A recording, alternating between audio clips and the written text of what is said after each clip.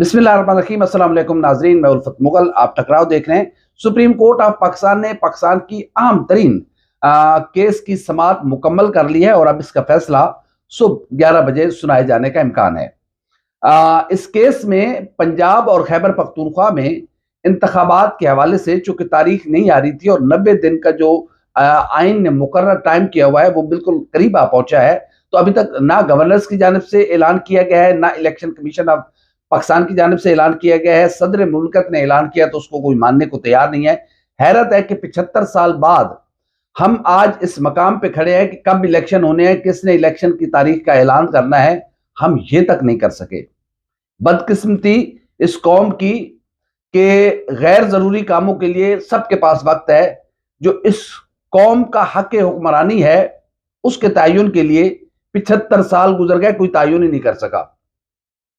अब जब supreme court of Pakistan ने इस आम तरीन केस का आज खुद नोटिस लिया तो माजरत के साथ हमारे बहुत से मुअज़्ज़ज़ जज साहबान इस बात पर बरहम नजर आए या इस बात पर नाराज नजर आए या इस बात पर मोतरज नजर आए कि क्यों इस बात का खुद नोटिस क्यों लिया गया है।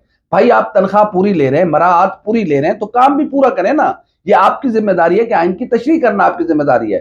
ये थोड़ी है कि मुफ्त में इतनी बड़ी बड़ी गाड़ियां, इतने खूबसूरत घर, महंगे तरीन आप घर लेके बैठे हुए हैं और ये घर उस शख्स की मरहून मिन्नत है जो खुद नंगे पांव चलता है लेकिन आपको टैक्सेस देता है। वो खुद भूखे पेट सोता है, उसके बच्चे बिलक बिलक के रात को सो जाते हैं, लेकिन वो जो चीज खरीदता है उस पर वो अपना टैक्स पे करता है, जिसके जरिए ये सारी मराहत आप तक पहुंचती हैं। तो हुजूर वाला, मोहतरम, मुअज़्ज़िज़, काबिल इज्जत, काबिल एहतराम, सद एहतराम, ये जिम्मेदारी आपकी है कि आईने पाकिस्तान की तशरीह करें, आईने पाकिस्तान के दिफा की कसम खाई आपने, उस कसम को तो पूरा करें ना सरकार। ये क्या बात हुई कि जब वक्त आता है इस कौम के हक हुक्मरानी का, आपको इतराज हो जाता है।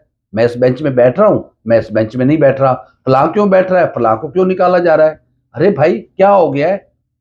इस तरह दुनिया में कहीं हमने इस तरह की चीजें नहीं देखी। ये हमारी बदकिस्मती है। लेकिन चलो ठीक है, चीफ जस्टिस ऑफ पाकिस्तान को हमारा सलाम। हमारी कोई रिश्तेदारी नहीं है चीफ जस्टिस ऑफ पाकिस्तान से। हाँ, मेरा फख्र यह है कि चीफ जस्टिस भी खुशाब से है, मैं भी खुशाब से हूं। ये मेरा फख्र है। लेकिन मैं सलाम पेश करता हूं तमाम तर तनकीद, तमाम तर एतराज़ात के बावजूद वो इस बात पर मुझसे मुज़िर रहे कि मुझे हर सूरत में आईन पाकिस्तान का दिफा करना है। वो चीफ जस्टिस ऑफ पाकिस्तान है, निज़ाम अदल के वो सबसे बड़े कस्टोडियन है। ये किसी मेरे मुअज़्ज़ज़ जज साहबान, दीगर जज साहबान की वो जिम्मेदारी नहीं है जो चीफ जस्टिस ऑफ पाकिस्तान की है। जब वो उस ओहदे पे पहुंचे देन उनकी मर्जी है कि जो फैसले करें, लेकिन जिसको जो जिम्मेदारी अल्लाह रब्बुल इज्जत ने अपनी जमीन पे दी है उसको तस्लीम करें। बहरहाल समाज की तरफ चलते हैं, बहुत बात लंबी हो गई। इस केस में चीफ जस्टिस ऑफ पाकिस्तान ने कहा कि 90 दिन के अंदर अंदर इंतखाबात होना यह आईने पाकिस्तान का मामला है। अगर हम 90 दिन के जायद की कोई तारीख देते हैं तो फिर कोई शख्स भी इसे खड़ा होकर चैलेंज कर देगा। बास जज साहबान की तरफ से यह कहा गया कि सियासी जमातें मिल बैठ कर बैठें और कोई एक मुत्तफिक तारीख तय कर लें। ये उनका पंचायती ज़हन था। इंतहाई माजरत के साथ मुअज़्ज़ज़ जज साहब, ये पंचायत नहीं है, ये आईने पाकिस्तान का मामला है। और आईने पाकिस्तान और निज़ाम अदल ये कहता है कि जमीन फट जाए या आसमान गिर जाए, आपने अदल करना है, आपने इंसाफ करना है। ये क्या बात हुई? अगर पाकिस्तान पाकिस्तान का मामला है, आईने पाकिस्तान को छोड़ दो। पाकिस्तान चल आईने पाकिस्तान पे रहा है, पाकिस्तान चल अपने आइन के जोर पे खड़ा हुआ है और आप कह रहे हैं कि मेरा पंचायती ज़हन कर रहा है। ये पंचायत प्लीज अपने पास रखें, आइन की तशरीह करें। आइन पाकिस्तान क्या कहता है? यहां किसी को सदका, खैरात, ज़कात नहीं चाहिए। वोट पाकिस्तान के अवाम का बुनियादी हक है। हक के हुक्मरानी अल्लाह रब्बुल इज्जत ने की बात आइन पाकिस्तान ने अवाम को दी है। आप इसको पंचायत का नाम दे के पता नहीं कहां लेके जाना चाह रहे हैं। और माजरत के साथ जस्टिस अतर मिनल्ला साहब, आपने एक इतनी खूबसूरत ट्रेन मिस की है कि शायद ये ट्रेन फिर जिंदगी में कभी आपको अवेलेबल नहीं होगी। आप जैसा मेरा फेवरेट जज जो जमहूरी सोच रखता है, जो आईने पाकिस्तान के हुक्मरानी की बात करता था, अब की बात मैं नहीं कर रहा था, और खासकर जब आप chief justice Islamabad high court रहे, लेकिन आपने खुद को इस केस से अलग किया। क्यों किया ये मुझे नहीं मालूम, लेकिन मुझे अफसोस है कि आप जैसे बड़े कदावर शख्सियत का, बड़े कदावर जज का इस बेंच में होना जरूरी था। जब गरीब के हक की हुक्मरानी की बात आई तो साहब को पता नहीं क्या क्या सूझ पड़ी कि आप जाके अलग बैठ गए। नहीं, ये आपकी रिस्पॉन्सिबिलिटी थी, इसी बात की तो तनख्वाह मिलती है आपको। आप ये कह देते कि नहीं ये इलेक्शन 90 दिन में जरूरी नहीं है, ये कह देते कि 90 दिन में जरूरी है, ये कह देते कि भाई केयर टेकर सेटअप जब तक चाहेगा बेटर रहेगा, जब तक वो चाहेंगे तब इलेक्शन होंगे, नहीं तो नहीं होंगे, जो जो भी आपकी सोच थी। लेकिन ये आपने अपने आप को, जब आप पे किसी ने, आपने जस्टिस मुजाहिर अली अकबर नकवी पे एतराज किया गया, उन्होंने केस को उन्होंने अलग कर लिया, ये रिवायत भी है। जस्टिस इजाजुल हसन साहब पर एतराज किया गया, उन्होंने खुद को अलग कर लिया। आप अपने बेंच में बैठे लोगों ने एतराज किया। एक तो आपके अंदर की लड़ाइयां खत्म नहीं होती भाई, अपनी लड़ाइयां खुद लड़ो। ये पाकिस्तान में इसको क्यों घसीट रहे हो? हम तो पूरी पैसे देते हैं आपको, पूरी तनख्वाहें देते हैं, टैक्सेस देते हैं तो आपको तनख्वाहें मिलती है ना। लेकिन आप पूरा काम अपना करते नहीं है, माजरत के साथ। फिर मैं माफी मांग कर ये बात आपसे कर रहा हूं कि आप अपनी लड़ाइयां बाद में लड़े। चलो ठीक है, उन पर एतराज किया गया। जस्टिस याहिया अफरीदी साहब और जस्टिस अतर मिनल्ला साहब, आप पर तो किसी ने एतराज नहीं किया था। आप इस खुद नोटिस के हक में नहीं थे। आप इस हक में नहीं है कि अवाम को हक हुक्मरानी मिले। माजरत के साथ, मैं अगर गलत हूं तो मेरी तौसीक कर दी जाए। आपने जो भी इस पे एतराज उठाया, अगर आप इस बेंच के अंदर बैठ के अपने एतराजात, अपने इख्तलाफी नोट लिखते, इस केस के खुद नोटिस केस के हक में जाते या इसके खिलाफ जाते, कम से कम इस बेंच का वजन बनता। आपने इस बेंच को तोड़ के सोचा कि शायद ये केस ही खत्म हो जाएगा, लेकिन आपको नहीं पता कि जस्टिस उमर अता बंदयाल इतने कदावर शख्सियत है, वो इतने प्राइड जज है कि उन्होंने जो चीफ जस्टिस ऑफ पाकिस्तान की जिम्मेदारी है वो अपनी जिम्मेदारियां निभाना जानते हैं। देखिए, आईन पाकिस्तान ये कहता है, मुझे हैरत हो रही है, पाकिस्तान पीपल्स पार्टी जो कि शहीद जुल्फिकार अली भुट्टो की पार्टी थी, जो आईन पाकिस्तान की खालिक जमात है, वो इलेक्शन से फरार कर रही है। भाई, इसके अलावा क्या रास्ता है आपके पास कि 90 दिन के अंदर अंदर इंतखाबात हो? कोई और रास्ता आईन पाकिस्तान में है नहीं, इलेक्शन एक्ट में कोई और रास्ता नहीं है। आप चाह रहे हैं कि हमारी हुकूमतें, हमारे बच्चे बचोंगड़े बैठे हुए हैं, वो चलते रहे जितना लंबा चले। जब तक इमरान खान की पॉपुलैरिटी का ग्राफ नीचे नहीं आता, उस वक्त तक इलेक्शन नहीं होंगे। ओ भाई, ये कभी भी नहीं आएगा। जितना तुम आज इस्लामाबाद हाई कोर्ट में देख लिया ना, जब उनकी पेशी थी इमरान खान की, जब इस्लामाबाद में इमरान खान दाखिल हुआ है, कितनी मखलूक वहां पर उतरी हुई थी। तुम्हें बड़ा दुख हो रहा है एक गेट टूटने का, बड़ी तकलीफ हो रही है एक लोहे का गेट टूटने की।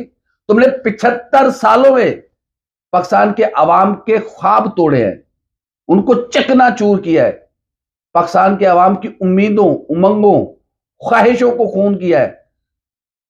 डरो उस वक्त से कि जब बड़े बड़े महल्लात, आईनी महल्लात, जो फौलादी महल्लात है, वो गरीब के पांव के नंगे पैर के साथ लगी हुई मट्टी से उठने वाली धूल की तरह उड़ जाए हवा में। डरो उस वक्त से।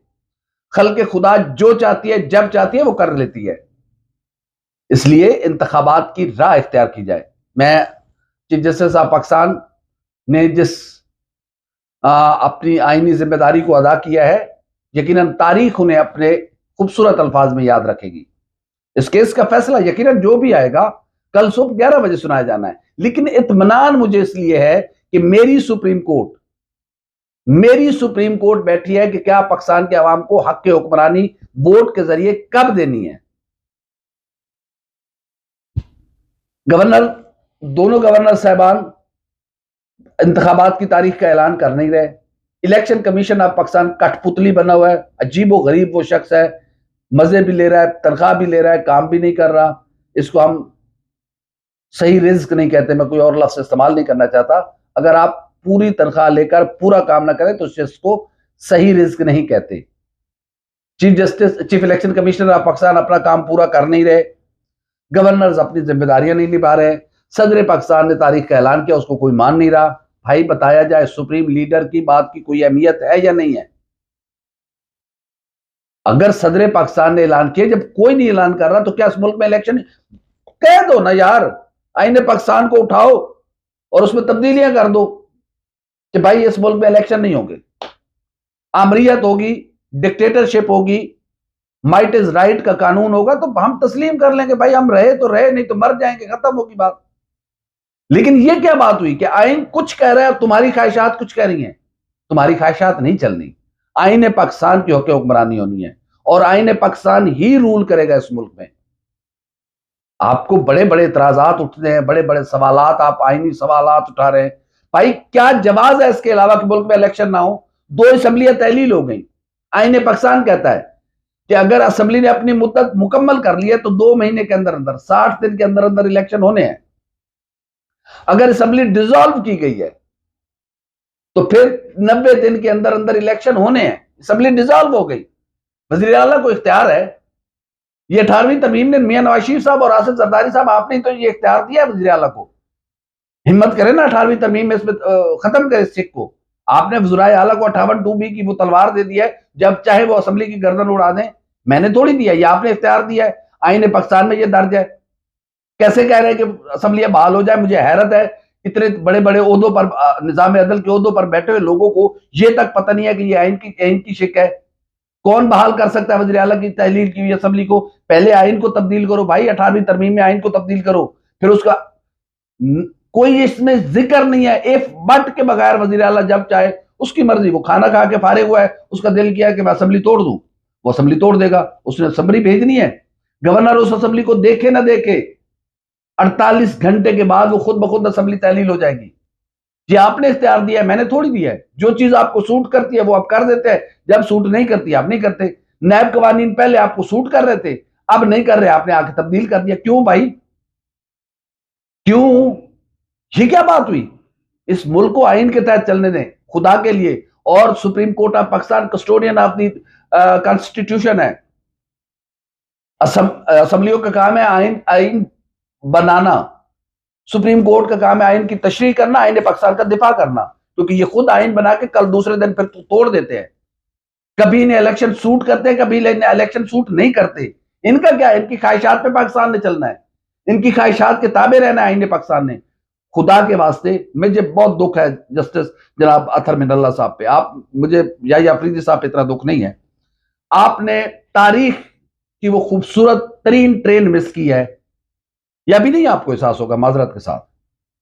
ये जब होगा तब आप, मुझे ये भी है कि आप जितने कादावर शख्सियत हैं, आप इसका एतराफ करेंगे कि मुझसे गलती हुई। गलती इंसानों से होती है, फरिश्ते थोड़ी हैं, इंसान है ना, गुनहगार है, कमजोर है, हमसे गलतियां होती हैं। लेकिन आपने बड़ी खूबसूरत ट्रेन मिस की है। ये तारीख एक आके लिखेगी कि पाकिस्तान की सुप्रीम कोर्ट ने अवाम के हक हुक्मरानी के लिए यह फैसला सादर किया था। दूसरी खबर यह है कि इस्लामाबाद में इमरान खान साहब आज 4 अदालतों में पेश हुए। 3 में उनको जमानत मिल गई, 1 में उनके वारंट गिरफ्तारी जारी किए गए। पेश ना होने पर बाद में इस्लामाबाद हाई कोर्ट ने उन्हें वो भी जमानत दे दी है। तो इमरान खान साहब ने जख्मी होने के बावजूद, ये बहुत अच्छी रिवायत है, ऐसी रिवायत होनी चाहिए। कोई जितना ताकतवर हो, जितना फन्ने खान हो, उसको आईने पाकिस्तान के सामने खुद को सरेंडर करना पड़ेगा, करना चाहिए। यही इस मुल्क की ज़रूरत है, यही इस मुल्क की बका का वाहिद और एक जरिया है कि आईने पाकिस्तान के सामने सब सरेंडर करें, अपने आप को सरनगू करें, कुर्सी अदल के सामने अपना सर झुका के रखें। और कुर्सी अदल पर बैठने वाले ये बात याद रखें कि यौम महशर एक एक लफ्ज का और एक एक चीज का हिसाब देना पड़ेगा। क्योंकि इतने बहुत बड़े ओहदे पे रब्बे कायनात ने आपको फायज किया है कि आप अपने रब का एक वस्फ पे आदिल, और उसने आपको कुर्सी अदल पे बिठाया है। बहुत बड़ी मुश्किल जॉब है। और मेरी दुआ है कि खुदावंद करीम हम सबको अदल करने की, हम सबको अपनी अपनी ज़िंदगियों में इंसाफ करने की, हम सबको अपने अपने आप को आईने पाकिस्तान के सामने सर तस्लीम खम करने की तौफीक दे। क्योंकि ये हुक्म भी है कि आप जहाँ रहते हैं वहाँ के मुआशरे के कवानीन, कल्चर, रिवायात का एहतराम करें। और हमारा आइन इस बात की गवाही है, इस बात की दलील है कि जब तक हम इसके सामने सर तस्लीम खम करते रहेंगे, कायनात की कोई ताकत हमारा कुछ नहीं बिगाड़ सकती। लेकिन अफसोस सद अफसोस कि हम अपने आइन को तोड़ना मशगला बना चुके हैं। आइन को तोड़ना हमारा एक जिद और अना बन चुकी है। दुबई की सड़क पे खड़े होकर आप सिग्नल क्रॉस नहीं कर सकते। यहाँ पे आप जिद, अना, हट धर्मी गुस्से में आकर आईने पाकिस्तान का मलिया मेट कर देते हैं और फिर मजे से बाहर भी चले जाते हैं, कोई आपको पूछता भी नहीं है। लेकिन अब वो वक्त गुजर गया है, अब आपसे पूछा जाएगा।